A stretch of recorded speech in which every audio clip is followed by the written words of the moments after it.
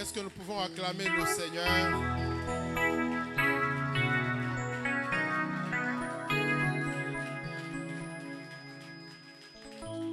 Voilà. Avant de te réasseoir, tu peux saluer la personne à ta gauche, à ta droite. Gauche et droite, pas dans toute la salle.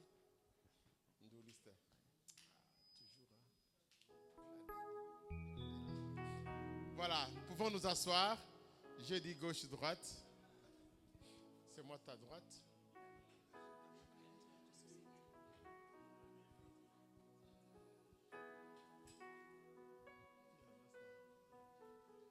Non. Très rapidement, je voudrais ce matin que nous puissions avoir une conversation. J'aimerais que nous puissions avoir une conversation en ces jours de la fête de Père. Le thème que je voudrais nous présenter, c'est l'héritage du Père. Comment s'aimer les graines de la justice. L'héritage du Père. Mon texte de base est tiré de Proverbes chapitre 20, le verset 7. Ce texte, en anglais, il est beaucoup plus explicite. En français, il dit « Les justes marchent dans son intégrité, heureux ses enfants après lui ». Alors qu'en anglais, il dit « L'homme, the righteous man ». Donc, l'homme juste marche dans l'intégrité. Amen. Amen, amen. Amen, Église. Le verset 6 dit « Beaucoup de gens proclament leur bonté, mais un homme fidèle, qui le trouvera ?» L'héritage du Père. Avec ce texte, j'aimerais créer une conversation entre le papa, les hommes et la famille, donc les mamans et les enfants inclus. Dans quelques minutes, on passera le micro.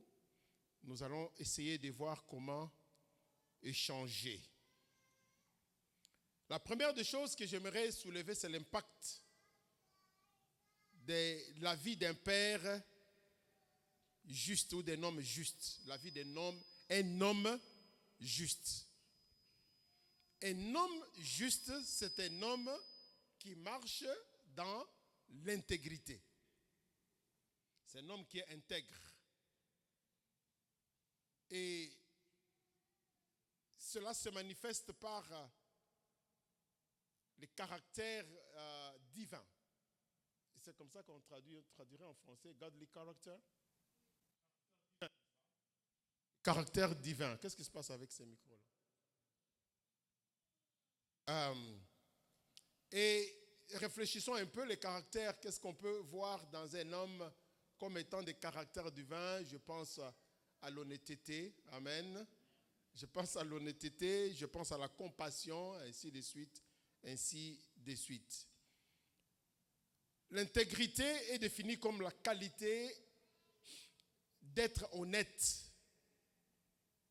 C'est la qualité d'être honnête et avoir des principes moraux qui sont forts et des principes de justice. Un homme intègre, c'est un homme qui est honnête. C'est-à-dire, ce qu'il dit, c'est ce qu'il fait. L'intégrité est aussi définie comme l'état d'être entier, complet, pas partagé. Un homme intègre, il est entier, quoi. Il n'est pas divisé, il n'est pas à moitié, il n'est pas dispersé. Alors, j'aimerais que nous puissions comprendre que l'intégrité, ce n'est pas seulement dans des grandes décisions. L'intégrité, c'est construit dans le calme, dans le silence, dans des choix qui ne sont pas visibles, que l'on fait chaque jour. L'intégrité, c'est la réalité de ce qu'est cet homme quand personne ne le voit, quand il est seul. C'est là où l'intégrité, ce n'est pas seulement dehors. Ce n'est pas un homme qui montre à tout le monde qu'il est honnête, qui montre à tout le monde. Non, l'intégrité c'est construit, ça s'est bâti. Un père qui marche dans l'intégrité donne la forme ou affecte vraiment l'atmosphère de sa maison. Un homme intègre, c'est un homme qui affecte l'atmosphère dans sa propre maison. Mon papa, bien frère papa, est-ce qu'il y a des papas dans cette maison? Est-ce qu'il y a des hommes ici présents? J'aimerais te dire que tes actions parlent plus que les paroles ou la prédication que tu peux prêcher. Le papa, nous pouvons prêcher à nos enfants, prêcher à nos familles, mais nos actions parlent beaucoup plus. Parce que les enfants nous regardent, ils nous observent, ils voient quand nous sommes fâchés, comment nous nous comportons. Ils voient comment nous gérons l'argent, comment nous traitons les affaires d'argent. Est-ce que nous sommes confrontés à la vérité, comment nous réagissons? Tu as déjà vu un enfant qui dit à son papa, Dad, why are you lying? Parce que l'enfant a vu que papa a menti. Les enfants observent. Il y a des parents ici qui ont des enfants qui sont encore petits, mais laissez-moi vous dire que vos enfants vous regardent. Et les enfants vous imitent. Les enfants feront ce qu'ils verront faire, ce qu'ils voient faire le Père. Aujourd'hui, nous parlons du Père. Papa, nous avons été établis par Dieu dans nos maisons comme le représentant de Dieu, le représentant du ciel. Nous sommes les leaders et le responsable. Nos actions parleront beaucoup plus que les paroles que nous sortons de notre bouche. Ce que nous faisons, c'est ce que nos enfants auront tendance à faire. Alléluia. C'est pourquoi ton intégrité n'est pas dans le public. Ton intégrité commence dans le privé, dans le calme. Et c'est ce que tu reflètes. Vous voyez, même les ministres qui sont là, les serviteurs, le prédicateur, vous pouvez passer ici, prêcher un bon serment. Si tu ne le pratiques pas à la maison, tes enfants te regardent comme ça. Parce que les enfants vont te dire, moi les enfants quand ils grandissaient, je pouvais dire la chose au micro, à la fin ils vont me demander, Dad, ce que tu avais dit là. Parce qu'ils écoutent. Aujourd'hui je les vois avec mes petits-enfants. Ils suivent tout ce que je donne comme prédication. Et après, ils viennent, des fois, ils demandent s'il y a quelque chose qu'ils voient que, est-ce que c'était vraiment comme ça?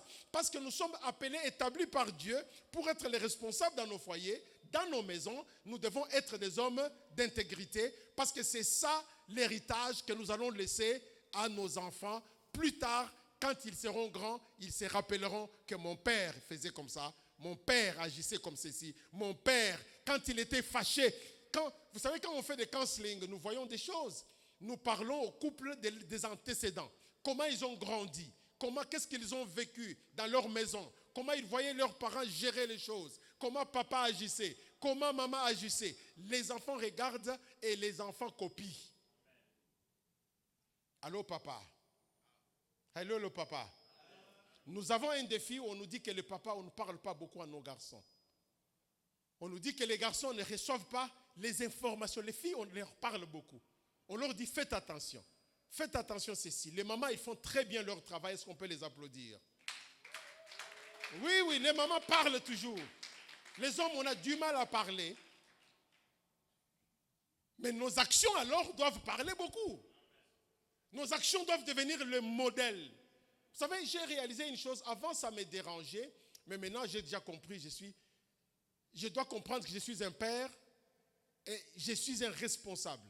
Les gens copient ce que je fais. Les gens copient. Je vois même des petites choses. Je me rappelle, souvent je vous donne un exemple. Maître, donne-moi ma bouteille d'eau là. Vous voyez, je vais commencer à boire seulement l'eau bleue. Et tu vas voir, autour de moi, les gens commencent à prendre aussi les mêmes eaux bleues que ceux qui commencent à boire. Yes, ils veulent savoir le secret, mais parce que le papa le fait. Ils se disent, mais si le papa le fait, il doit y avoir quelque chose de bon là-bas. Alors ils vont aussi le faire. À un moment, je buvais de Dasani. Je vois tout le monde qui commence à boire j'arrête, je prends dans l'autre. Avant, je dis, mais comment? Et puis après, Dieu a commencé à me faire voir, mais tu es le Père. Ce que le Père fait, c'est ce que les enfants essaieraient de suivre. Soyons des hommes intègres. Soyons des hommes de morale correcte. Dans les petites choses là, les enfants nous observent. On peut être même dans un restaurant, des fois je vois, on sort en famille, je peux voir, je commande quelque chose, c'est ce que je mange là que mes enfants, tout le monde veut savoir, Dad, that's your food looks good, hein? Your food, ils vont tester même dans mon assiette. Ils vont voir, ils vont prendre just what Dad has, that's what is good. Bien aimés, nous sommes appelés à être des modèles et c'est ça l'héritage que nous allons laisser à nos enfants. Dans de petites ou dans de grandes décisions, soyons des modèles. Soyons des modèles en tout et pour tout. Disons la vérité. Quand tu mens, les enfants que vous pensez, les enfants d'aujourd'hui, là, ils vont même chercher les choses dans le Google. Ils vont te check out. Il ne faut pas mentir aux enfants parce que les enfants vont attraper que mon papa est menteur. Je vais appeler quelques hommes pour venir devant ici. Je vois qu'on n'a pas beaucoup d'hommes ici, mais je vais appeler d'abord des hommes. Je vais laisser les ministres, les gens qui sont dans la Bible, des prédicateurs de l'évangile. J'aimerais qu'on soit pratique. Jessica, you come. On va entrer dans une conversation. Je vous donne 2 autres versets de la Bible. Deutéronome 6, 6 à 7, vous connaissez ce passage qui nous parle de donner la parole de Dieu aux enfants, n'est-ce pas? Il faut inculquer la parole de Dieu si nous voulons laisser l'héritage de la justice. Galates chapitre 6, 7 à 9, ce qu'un homme aura sémé, il le moissonnera. Qu'est-ce que tu es en train de s'aimer dans les vies de tes enfants? Quel est le comportement que tu as? Comment dire? Quel est le comportement que tu as? On n'a pas besoin de table, j'ai besoin seulement de quelques chaises. Je vais appeler quelques hommes et on va leur poser des questions. Et vous allez aussi poser des questions dans les 30 minutes qui nous restent. Ce qu'un homme aura sémé, c'est ce qu'il va récolter. Plus tard, tu regardes, tes enfants sont en train d'aller à droite, mais pendant que tu étais encore en train de les élever, tu t'es comporté comment? Tu faisais comment? Est-ce que tu es un homme honnête? Il y a des papas qui sont très colériques. Nous, on a grandi avec des papas papa, on l'appelait Mao Tse-tung, dictateur. Mais plus tard, he came down. Dans sa vieillesse, il a commencé à come down, commencé à dire, vous êtes mes amis. Papa, ami, depuis quand? Nous, on n'a jamais eu cette histoire où papa est ami. Hein? Mais regarde, aujourd'hui, on est dans un contexte différent. Rapprochons-nous de nos enfants. Laissons-le apprendre par nous qu'il faut donner l'argent à l'église. Montrez-le qu'il faut épargner l'argent. Montrez-le qu'il faut bien dépenser.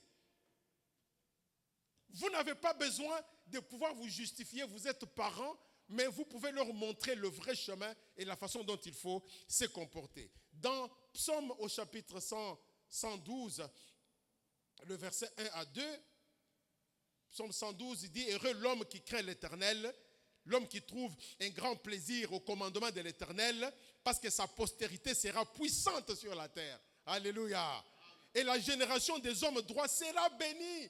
Tous ceux qui viendront après, l'héritage que tu vas laisser sera un héritage de bénédiction. Moi, je ne regrette pas d'avoir choisi de servir Dieu.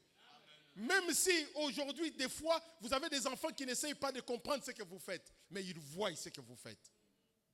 Les jours où vous ne serez pas là, ces enfants s'en souviendront. Donc, soyons des intègres, soyons des hommes et des hommes honnêtes. Amen. Amen. Je vais appeler Papa Simon. Cet homme qui nous a marqués dans cette ville avec les enfants. Nous connaissons un peu son histoire. Papa Simon, viens. Contraste. Je vais appeler un père jeune qui est en train de vivre encore la jeunesse. Papa Diédo, viens. Oui. Tu n'es pas jeune? Ok. Tu es un jeune père, non? Un jeune père. Et notre papa, je vais appeler le maître avocat qui vient pour nous mettre dans la loi.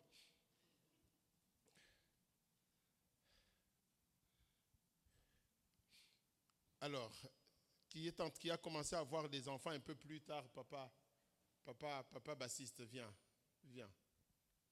Voilà, je crois que c'est bon comme ça. On va parler avec les maestro. Voilà. Ici, on va leur poser des questions. Et j'aimerais aussi, s'il y a possibilité, on a 25 minutes, plus ou moins 30, de donner aussi le micro à la salle. OK?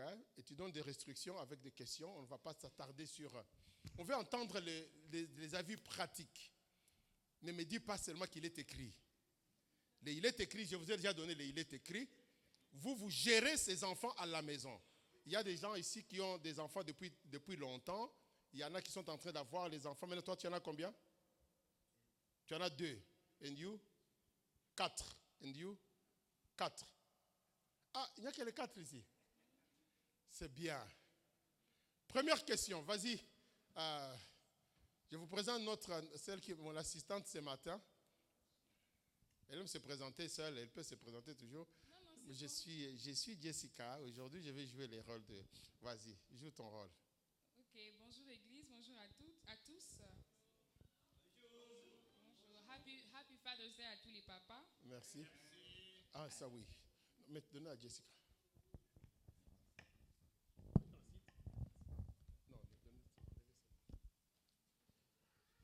Alors, comme le bishop l'a dit, nous avons préparé quelques questions.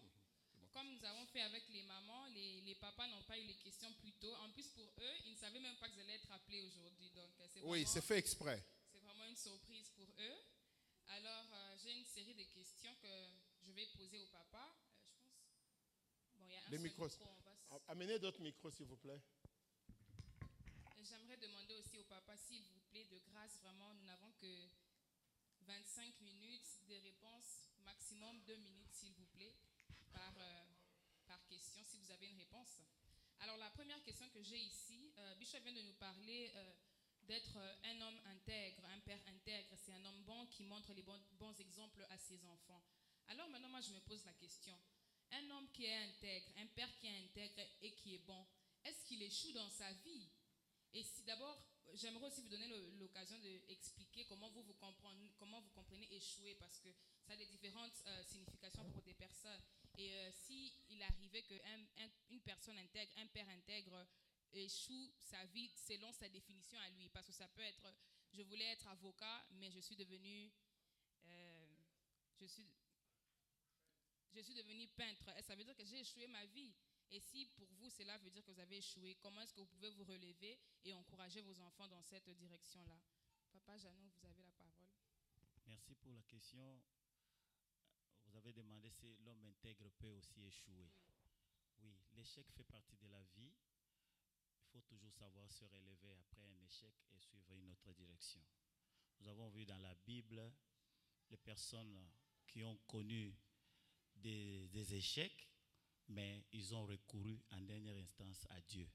Donc l'échec fait partie de notre vie, mais il suffit seulement de garder la voie de l'intégrité. Ok, mais est-ce que vous, comme l'exemple que j'ai donné, un papa qui voulait être professeur est devenu peintre, est-ce que ça peut être considéré comme un échec ou non? Non, ça fait partie du destin. Les gens se réalisent après coup. Ils se disaient, non, moi je voulais être ceci, mais c'est après plusieurs années que les gens se réalisent que c'était un problème de destin. Okay. Donc c'est ça. Ce n'est pas un échec à proprement parler. Merci beaucoup papa. Est-ce qu'il y a un autre papa qui aimerait répondre par rapport à cette question-là?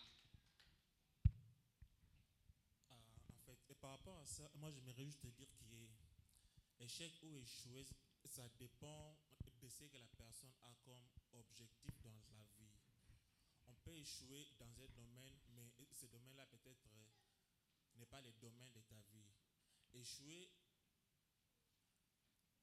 c'est en commettant des erreurs ou des échecs qu'on arrive à réaliser ce dont le pourquoi on est arrivé sur Terre. Mais moi, je dirais personnellement qu'échouer, c'est seulement juste ne pas atteindre les buts ou les objectifs fixés par Dieu pour ta vie sur Terre.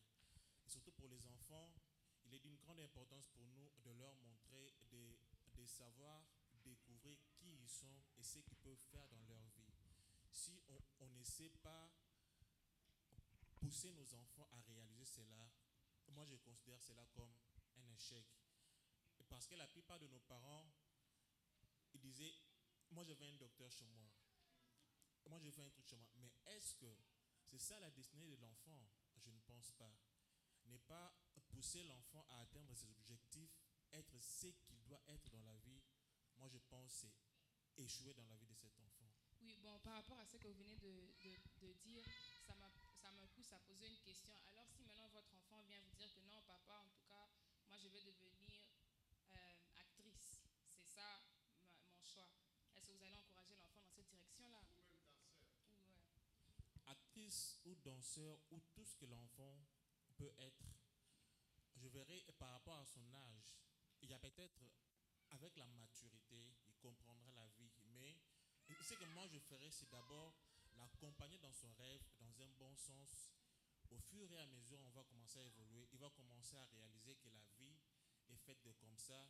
J'aimerais bien prendre une bonne décision. Et puis, mon devoir à moi, c'est de l'accompagner à prendre de très bonnes décisions et non l'imposer à faire juste quelque chose.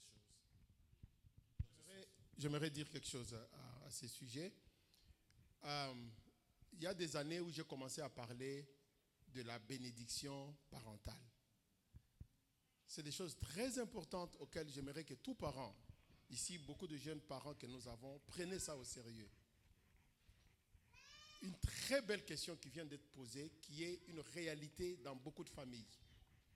Mais si on peut commencer, j'ai parlé des parents qui viennent en train d'avoir des enfants qui sont encore petits, vous avez encore beaucoup de chances d'inculquer dans vos enfants une certaine mentalité de la bénédiction. Lorsque vous dites à l'enfant, je vous avais donné l'exemple des Juifs. Pourquoi les Juifs réussissent dans la vie? Parce que les Juifs, chaque semaine, ils sont à table avec leurs enfants et le père prononce des paroles de bénédiction sur chaque enfant. En prononçant ces paroles, il déclare la destinée de l'enfant. Et l'enfant écoute. Il dit, toi, hein, ton dernier s'appelle comment? Elion. Ça veut dire quoi, Elion? Éternel et quoi? Comment vous mettez vos noms là? Ah, la maman est où pour rappeler? Maman. Hein? The Most High. The Most High. Vous voyez son nom là que vous l'avez donné.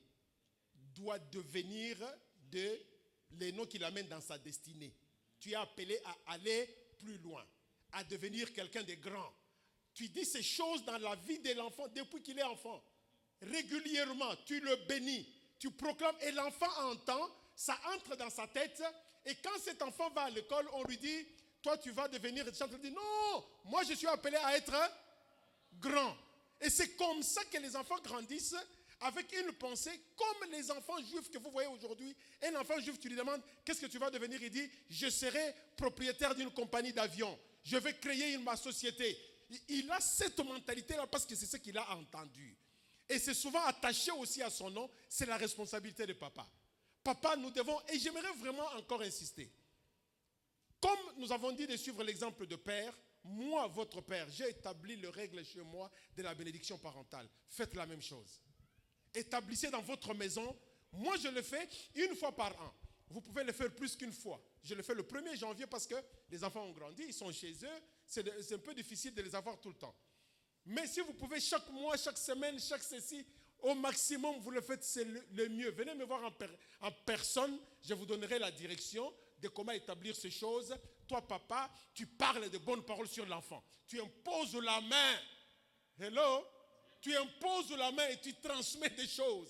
Cet enfant n'oubliera pas, il se rappellera de ça. Et il ne viendra pas te dire, hey, parce que je voyais une fois, mes enfants, quand ils apprennent à l'école une chose, ils reviennent à la maison, c'est ce qu'ils veulent devenir. Un jour, un des enfants est venu, j'ai dit, I want to be the garbage collector. Parce qu'on les avait appris comment prendre soin de la nature. Donc, ils voyaient que c'était une bonne chose, n'est-ce pas? Alors, je rentre à moi, I rebuke that in Jesus' mighty name. Allez-y, allez-y. D'accord, merci Bishop. Je sais que papa Simon voulait aussi réagir par rapport à cette question, mais j'ai une autre question ici qui va un peu de pair avec celle-là. Ça dit, de quelle manière un père peut-il transmettre des valeurs fortes sans imposer ni écraser l'enfant, donc sans que l'enfant se sente diminué, quoi. Ok, merci. D'abord pour la première préoccupation, je dirais, papa nous a dit qu'il a tout donné comme verset, mais la Bible dit, David dit, je n'ai jamais vu la descendance d'un juste qui mandait du pain. Quand on est juste, même vos enfants vont bénéficier de vos bénédictions. Pour la deuxième question, il faut instaurer le dialogue. Toujours parler, comme papa venait nous attaquer, si les mamans parlent plus que les papas. Généralement, il faut parler. Moi, je prends l'exemple de mon père, il me parlait beaucoup. Il me mettait devant mes responsabilités. Et si bien que depuis en fait, au bas âge, je me comportais comme un grand, c'est-à-dire que comme un âgé, quoi, un adulte. Donc, on doit beaucoup parler à nos enfants. Et les enfants, c'est Et les filles. donc, on parle des enfants. On parle des enfants. Ce n'est pas interdit à parler. Moi, je parle avec ma fille. Ce n'est pas interdit. S'il y a nécessité, je dois parler. Mais si je trouve que ça, sur ce domaine, je ne saurais pas, mais j'ai une aide à mes côtés, elle doit intervenir. Merci beaucoup. Est-ce qu'il y a un autre papa qui aimerait réagir par rapport à la question? Yes. Yes. Moi, je vais répondre à la deuxième question. Comment instruire, comment montrer les enfants les futurs du demain. Selon ma conception, comme papa Simon vient de le dire, il faut avoir beaucoup de conversations avec des enfants, surtout. Même s'il vient de l'école, dès qu'il arrive à la maison, contrôle ses documents, ses outils de l'école, parce qu'il y a beaucoup de choses qui se passent à l'école, que nous, les parents, que nous ne savons pas. Donc, il faut être toujours éveillé à contrôler qu'est-ce qui se passe. Et surtout les amis, les enfants environnementaux, les enfants courtoisis, il faut toujours contrôler leurs amis. Donc, il faut avoir la conversation et près des enfants. C'est ça ma Merci beaucoup, papa. préoccupation. Mais par rapport à la réponse de papa Simon, ça me pousse à poser une autre question. Je me demande, parce qu'il a dit qu'il y a certains, il n'a pas de problème pour parler avec sa fille. Donc, il parle avec tous ses enfants, mais il y a certains sujets, il préfère que ce soit la maman qui en parle. Maintenant, j'aimerais savoir, les papas, est-ce qu'il y a des sujets, ça peut être une préférence de chacun, mais est-ce que généralement, il y a des sujets qui ne devraient être adressés que par les mamans et d'autres que par les papas envers les enfants? Ou bien, voilà, les papas peuvent tous parler de tout ce qu'ils veulent à leurs enfants, dépendamment de l'âge aussi de l'enfant, parce qu'on ne peut pas tout dire à tout le monde à n'importe quel moment. Bon, moi je dirais que la proximité avec les enfants, ça dépend. Bon, pour moi, ça c'est ma conception. Parce que ce qui marche avec l'autre peut ne pas marcher avec moi. Moi, pour moi, je n'aime pas établir en fait une zone, une barrière pour parler avec ma fille. Même s'il faut parler avec ma fille, je sais comment parler avec ma fille, comment les prévenir de certains dangers. Mais s'il s'agit d'une certaine intimité qui pourra un peu la frustrer, je préférerais encore que la maman parle avec elle, et parce qu'ils sont féminins. Vous voyez, un peu dans ce sens-là. Mais dans le cadre général, je vais parler avec tous mes enfants. C'est un peu dans ce sens-là. Mais s'il y a un enfant qui a perdu sa maman, une jeune fille qui a perdu sa maman il y a longtemps, comment est-ce que vous pouvez l'aider? Là maintenant, toi père, tu es mère et père pour cet enfant-là. Donc tu dois parler de tout avec ton enfant, fille ou garçon. Merci. Papa, vous vouliez ajouter quelque chose par rapport à cette question ou non? Oui, par rapport à cette question, je vais passer directement par une situation pratique. Il y a ma fille Éproise qui était malade, mais à un domaine, maman lui a dit, vous irez avec papa. Et puis maman m'a signalé à partir du boulot, voilà, il faut amener Éproise à l'hôpital. Mais elle a hésité, elle a dit non, je voudrais seulement aller avec maman. Alors, j'ai eu la difficulté d'expliquer aux médecins ce qui n'allait pas avec Éproise. Au point que quand je disais à Éproise, on doit aller à l'hôpital, il dit non, je ne suis pas malade. Pourquoi tu vas m'amener là-bas? Mais directement, je l'ai amené quand même, comme j'avais déjà pris le rendez-vous. Et heureusement, sa maman est arrivée, j'ai fait le relais. Moi, je suis parti et elles sont restées. Donc là, il y a des domaines aussi spécifiques où c'est très aisé pour la maman d'expliquer à sa fille que le papa. J'aimerais dire, c'est vrai ce que papa Jeannot venait de dire. Mais si vous êtes devant un fait accompli, vous n'avez pas de choix. Autant intervenir ou dialoguer avec l'enfant, puisqu'il n'y a pas une autre solution. Mais s'il y a une solution, c'est-à-dire une voie B, que vous pouvez emprunter, vous pouvez utiliser. Mais s'il n'y en a pas, en tant que parent, vous êtes devant vos responsabilités, vous allez le prendre. C'est ça mon intervention. Merci, Papa Simon. Mais dans le sens... First Lady, vous voulez dire quelque chose? Vous voulez parler? J'ai la voix d'ici, je vois comment elle fait les choses. Ça bouillonnait.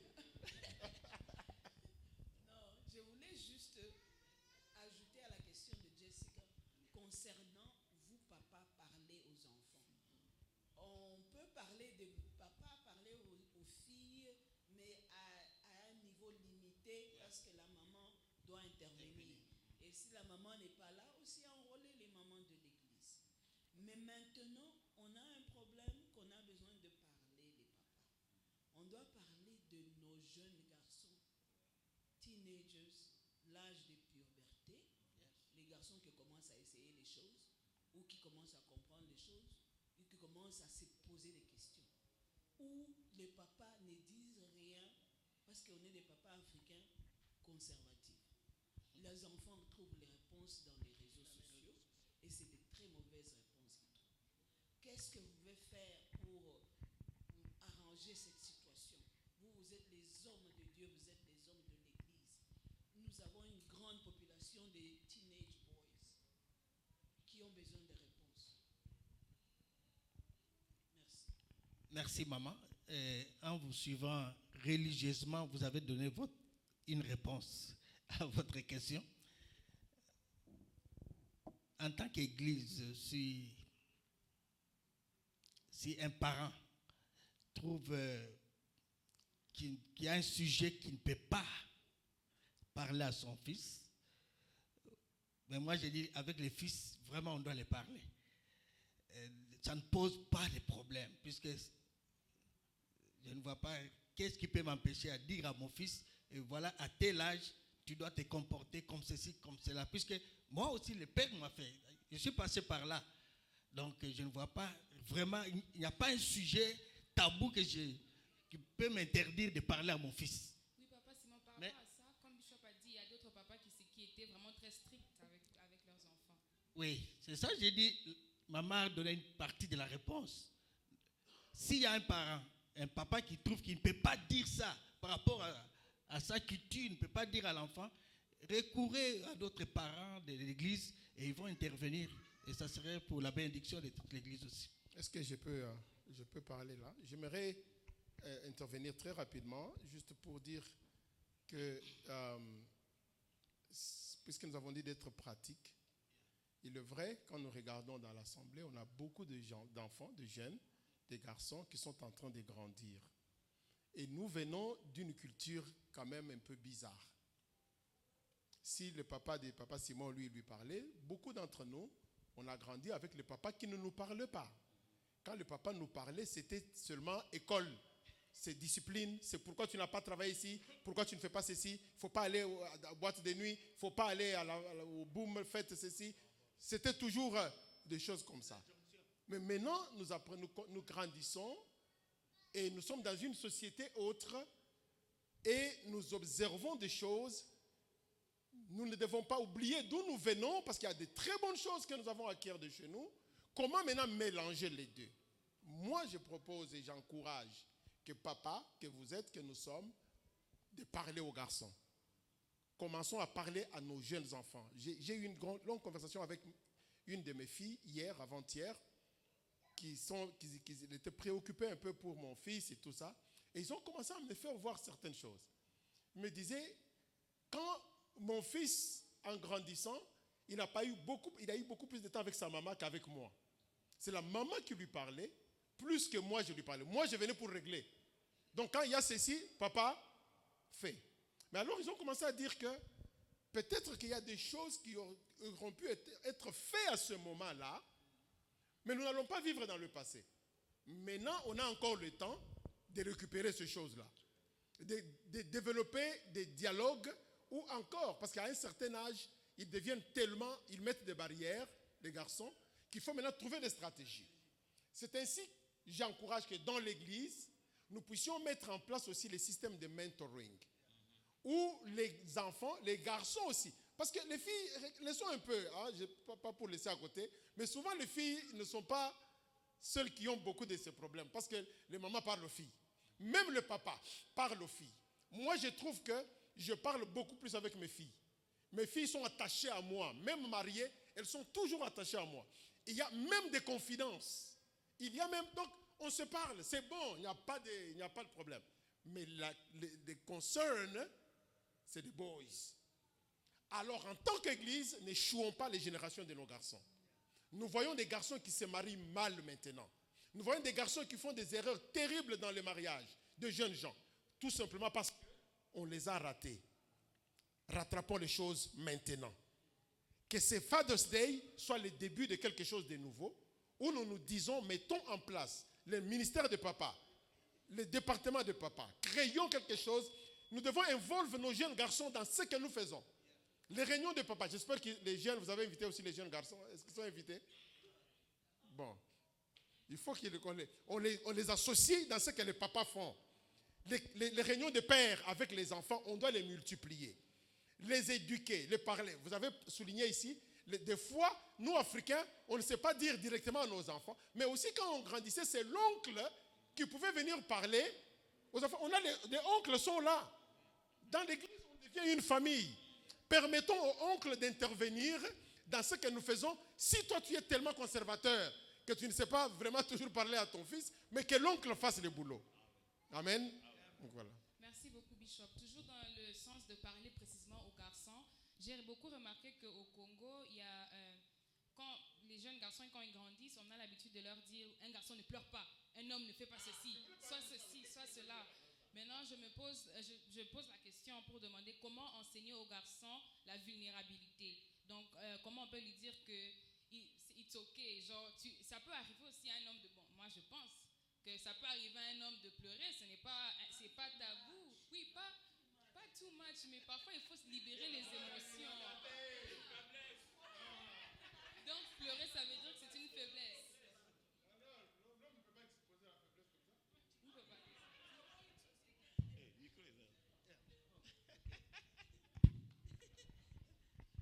Maman nous dit qu'il n'y a pas too much. Ok, merci. Je crois que si on nous disait à Kin que Mobile allait la cater ou allait la pamba pambate, c'est-à-dire on prépare les garçons à être chefs, à être responsables, à savoir assumer, à savoir supporter parfois des coups de la vie. C'est une façon tellement de les préparer. Oui, comment enseigner ça à l'enfant? Parce que je pense que ça peut être frustrant.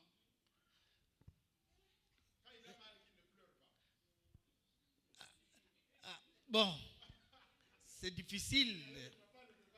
Non, c'est difficile, mais le problème c'est que il faudra dire à l'enfant ou au garçon des choses qui sont prévisibles. Tu peux pleurer, mais savoir te tenir debout, te relever. Je crois que c'est la bonne manière de dire à l'enfant. Donc si par exemple Simon Junior venait, non papa, on m'a tapé à l'école, j'ai eu mal, j'ai pleuré. Non, je vais d'abord commencer comme pourquoi on t'a tapé. C'est de là. Pourquoi on t'a tapé? Mais la Bible dit Jésus pleura. Il a pleuré un peu, comme maman avait dit. Donc, quand je dis un peu, c'est dans le sens que la société d'aujourd'hui, nous ne sommes pas là-bas chez nous où homme c'est homme, femme c'est femme. Ici, c'est très important que l'enfant reconnaisse ses émotions, mais qu'il ne soit pas un garçon tellement émotion qu'on commence à marcher avec des sacs à main. Si vous avez compris de quoi je parle. Parce que c'est ça qui va se passer. On sera encouragé. Il y a toujours ce groupe de garçons qu'il va rencontrer qui te dit hey, you gotta be. Avant qu'il ne sache, je dis ok, c'est normal aussi d'être comme ça. Il faut cette histoire-là aussi, adresser ça avec vos garçons. Parce qu'ils sont exposés. Sérieusement, à l'école, il y a un groupe de garçons qui sont seulement comme ça. Et qui enrôlent aussi. Un garçon à un certain âge, teenager, qui est un peu dans la confusion. C'est le temps où nous vont la voir. Juste derrière First Lady là. Pardon, je vois des grands garçons. Est-ce que tu peux leur demander s'ils ont une question? Vas-y, termine. On va l'introduire à ces clics-là. Et nous dans notre communauté, nous sommes là depuis des années. Nous avons vu certains de nos enfants qui étaient enrôlés dans ce groupe-là aujourd'hui. Ils ne sont pas normaux. Des bons enfants qui étaient normaux à un âge normal, maintenant ils ne sont pas normaux. Parce qu'on les a fait croire, un homme aussi doit avoir des feelings. Ce n'est pas que les feelings, il n'y en a pas. Mais choisis quel feeling avoir.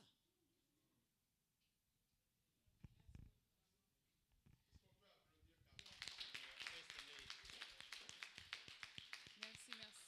So, Hosanna, Vicky, Ofadi, Exaucé, Joshua, Wiener. Do you guys have questions? Any questions? You don't even looking at me. Vous parlez pas parce que pourquoi? Vous avez peur des papas. Papa va vous taper. No,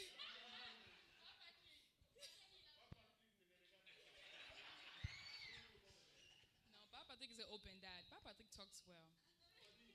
You have a question? You have a question for dad? Any question you have concerning dad? Not your dad. Any dad. Yeah, any dad. Why are you looking at your dad? Okay, boys, stand up. Come here. You three guys, come up. Stand up. You need to come. I need you to come. Yes, come. Defeat the rock. You come. Yes, come. Where's the other guy? Another one? Winner also. Winner, you can come forward too. Yeah, come. Come stand by me. Don't look at your dad. You guys think of it. Answer the question that you always do. The one you cannot ask your father. Okay, you're going to ask this man here. Think. You have a question. One question. How many minutes? For you guys, we'll make time. So make sure you come up with a question. Okay, I'm going to give you guys time to think. Mais j'aimerais aussi donner l'opportunité aux gens de la salle, si vous avez une question. Il y a beaucoup de mains. Hein? Wow. Bon. J'aimerais quand même... Oui, mais... Bon, dans la vie, il y a certaines personnes qui ont quand même des grâces et des privilèges. Alors, j'aimerais quand même donner d'abord la parole à mon responsable direct pour qu'il puisse poser sa question. En fait, moi, ce n'est pas une question, mais c'est une contribution, en réalité. Bishop venait de le dire que certains papas, dans nos traditions, ils n'arrivaient pas à trop parler avec leur papa. Moi, personnellement, j'ai causé beaucoup avec mon père. J'ai beaucoup d'instructions reçues de mon père, beaucoup d'orientation. Mais je voulais quand même dire quelque chose d'une manière générale. Je crois que quand vous comparez la société traditionnelle, papa, et notre société actuelle, les fruits qui sont sortis de la société traditionnelle dite dépassée, mauvaise, ce sont des fruits mûrs, responsables. À l'occurrence, vous-même, papa, vous êtes un modèle pour nous. En comportement, en tout, dans tout, on peut copier Bishop aujourd'hui. Malgré que votre papa était dictateur. Mais il vous a produit un homme fait. Maintenant, les papas qui semblent être modérés, il faut causer avec l'enfant, il faut dialoguer, ils produisent quel genre d'enfant? C'est là qu'il fallait établir aussi, étudier pour trouver juste milieu. Parce que dans la société actuelle, la société moderne, on semble tout permettre. Or, la Bible déclare que le père doit donner l'instruction. En Israël, on inculquait même. Il faut inculquer à tes enfants. L'enseignement vient de la maman, mais l'instruction vient de père. Alors, s'il y a cet équilibre-là, pas avec la dictature, mais l'équilibre, ça peut produire que les enfants ne puissent pas trop. Parce qu'aujourd'hui, il y a beaucoup de ratés que nos traditions, nos sociétés traditionnelles. En tout cas, merci beaucoup à ministre. J'aimerais clarifier un peu une chose. Hein? Et je crois qu'il demande même ça, que je puisse clarifier la chose. J'aimerais que nous puissions comprendre où je partais avec. Je n'ai pas fait une prédication longue pour pouvoir entrer dans le détail des choses. Ce que je veux dire, c'est ceci. Il y a cette façon que nous avons conçue, mais maintenant nous vivons dans une société autre, où nous avons des enfants qui n'ont pas connu ce que nous avons connu, qui sont sous une autre influence. C'est-à-dire que on ne peut pas ignorer ce qu'ils ont comme influence. Vous avez entendu ici, First Lady parlant des enfants qu'on a vus dans cette communauté qui sont devenus des comme ça. Mais on ne peut pas ignorer qu'ils ont l'influence extérieure. Nous, chez nous en Afrique, quand on nous interdisait d'aller même chez l'oncle. Et on suivait ça. Mais aujourd'hui, vous allez interdire l'enfant, mais il est sur les réseaux sociaux. Il est à l'école avec ses amis. Il est dans des choses, il va faire les sleepovers chez les autres enfants. Ils font des choses que nous, on ne faisait pas. Donc, ce que nous avons acquis, très bon. Comprenons la société dans laquelle nous vivons et voyons comment donner quelque chose de spécial à ces enfants que nous avons. Ne nous limitons pas à ce qu'eux, ils sont appelés à avoir, ni à ce que nous avons connu, mais trouvons les justes milieux pour les aider à devenir meilleurs. On se moque beaucoup aujourd'hui des parents africains sur les réseaux sociaux. Ce sont nos enfants ici, c'est eux qui sont en train de dire, regardez le papa africain, la maman africaine. Elle va me dire, les remote control est ici, il va m'appeler, come and give me the remote control. Qu'on se moque de nous, ces choses-là, nous les avons acquises, c'est bon. Mais trouvons les justes milieux. Comment ne pas perdre ses enfants dans les conditions où ils sont et pas non plus être les gourous qui viennent imposer, on va parler d'ici, imposer des choses qu'ils ne vont pas accepter. Qu'ils vont faire tous parce qu'ils ont peur, ils ont la crainte, mais demain, ils deviennent autre chose. Donc, trouvons les justes milieux. Merci beaucoup, Bishop. Thank you. Et merci, Papa John, pour votre contribution aussi. Boys, do you guys have questions? Did you guys come up with one?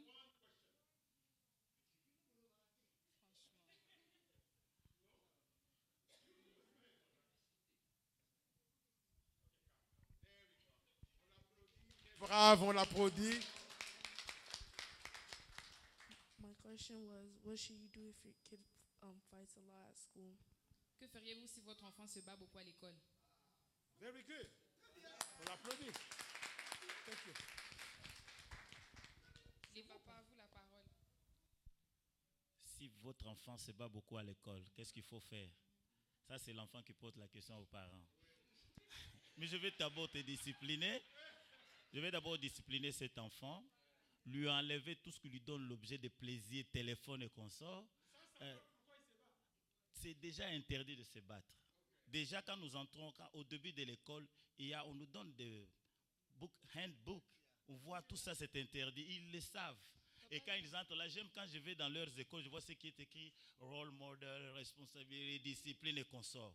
Mais quand on se bat, l'enfant, c'est déjà. Évidemment, il y a de ces enfants qui sont victimes. Dès lors qu'ils entrent seulement dans des bafrooms, il y a les autres enfants qui viennent les attaquer. On va chercher la cause, comme vous avez dit, mais nous allons montrer d'abord à notre enfant que vous ne pouvez pas vous battre à l'école. S'il y a un problème, signalez à votre institutrice ou à votre instituteur. Donc, Papa Jeanne aussi, Osana, il va dans la salle, dans les toilettes et puis on commence à le taper, il se bat. Et puis, parce que parfois à l'école, ici, il y a aussi des gens qui sont racistes.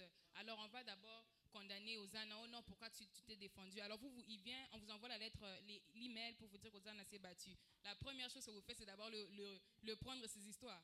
Non, j'ai dit ceci. Si l'enfant est victime, je leur ai toujours dit, à l'école, si vous avez un problème, signalez à votre maîtresse. Dans les toilettes, mais comment si il va dans faire? les toilettes, il est victime, il doit faire la légitime défense. Et on va vérifier, heureusement, partout maintenant. Il va faire la légitime défense. Mais sinon, déjà dès la maison, si nous leur inculquons des bonnes choses, l'enfant sera toujours un modèle. Moi, j'ai vu quelqu'un, une fois, je me souviens, de manière pratique. J'ai vu à la sortie de l'école, j'ai vu un monsieur qui réglait la circulation me dire, dites à ton fils, je l'ai vu maintenant, il a commencé à fréquenter des mauvais garçons. En tout cas, ils suivent tout. Ils suivent tout. Voilà. Merci beaucoup, papa. Oh, did you understand? Ils écoutent, ils écoutent. Papa Patrick closed his eyes. He's not looking at you. You can ask your question.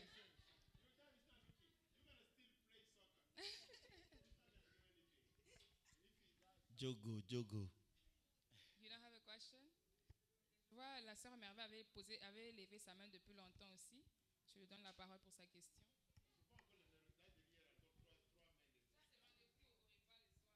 Ok. Ok, pour se mettre dans le contexte, lorsqu'il s'agit des filles, dès le bas âge, comme on l'a signalé déjà, on dit aux jeunes filles, non, une femme se comporte comme ça, une femme s'assoit comme ça, une femme ne dort pas comme ça, une femme ne rigole pas, ha, ha, ha. Donc on inclut à la femme des valeurs et des conduits de comment se tenir en public dès le bas âge. Et même avec, bon, je donne l'exemple que je connais très bien, même ma mère, elle est tout le temps là, une femme n'est pas comme ça, merveille, arrange d'abord ici. Pourquoi tu veux toujours, donc, elle est toujours, de manière très positive, hein, maman, toujours derrière moi. Et, merde. Et alors, moi, personnellement, j'apprécie vraiment. Alors, ma question est la suivante. Comment enseigner aux jeunes garçons, à la génération qui arrive, à être des gentlemen? Parce qu'on apprend à la femme comment se tenir en public, comment il faut être une femme dans le futur, mais comment enseigner aux hommes, au futur, aux fadis, comment les enseigner à être des hommes responsables, des personnes serviables dans la société. Donc c'est un peu bon, des bons maris, des bons coworkers, des bons étudiants même à l'école, pour, comme vous avez mentionné, pour éviter qu'ils soient victimes ou bien qu'ils commencent une bagarre. Alors comment les enseigner les bonnes manières, à être des gentlemen? Ok, merci beaucoup, ma soeur. Oui, c'est vrai, l'observation est correcte. Souvent, c'est plus, on parle plus, dans nos familles, on parle plus aux filles qu'aux garçons. C'est pourquoi nous avons dit ici que nous devons développer ces cadres de concertation avec nos jeunes gens, nos garçons, pour ne pas créer ces vides. C'est ça notre recommandation. Nous disons créer ces cadres de concertation à tout moment. Je crois que j'ai répondu dans une minute.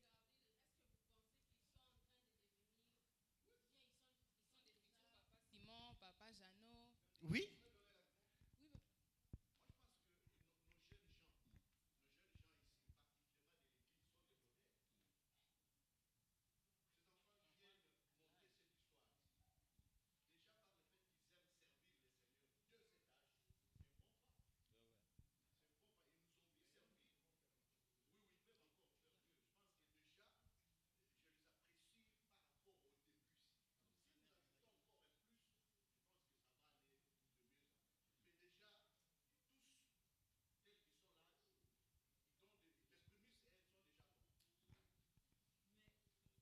Dire que dans notre société, communauté, où les hommes, papa, excusez-moi, vous êtes des patrons.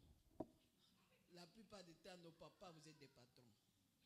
Mais ce que j'aime, comme papa John l'a dit, je vois nos jeunes, je vois les papas, vous apprenez déjà ce service à vos enfants.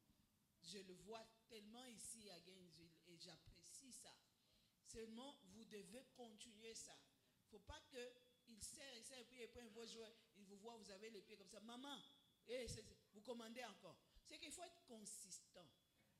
Parce que nous voulons maintenant que cette génération soit une génération, non pas seulement qui sert le Seigneur, mais qui sait ouvrir la porte de la voiture à sa femme. Et attendre qu'elle entre dedans et puis il ferme. Vous comprenez, papa? I'm not speaking a strange language. I'm not speaking a strange language. Nous avons un problème. Ça te prend combien? 20 secondes pour ouvrir la porte à ta femme.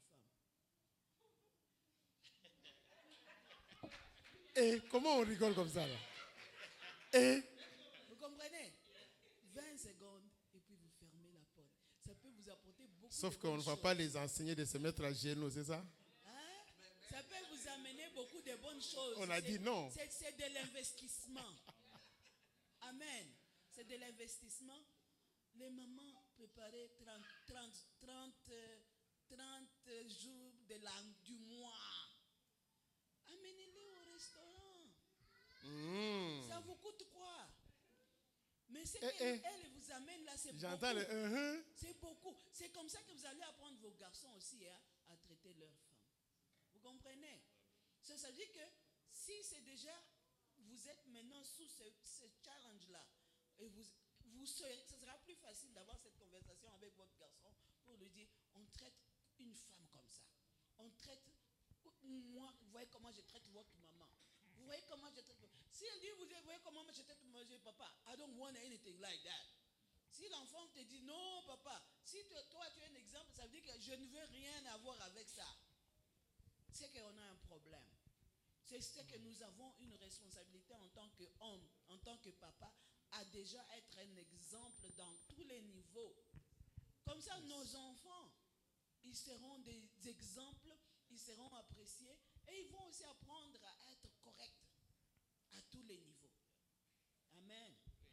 J'aimerais appuyer maman, puisque nous devons, elle a dit, nous devons prêcher par des exemples. Une fois, j'étais avec les enfants dans la voiture, j'étais à Walmart. J'ai vu un papa qui a une nécessité qui demandait l'argent. J'ai arrêté la voiture.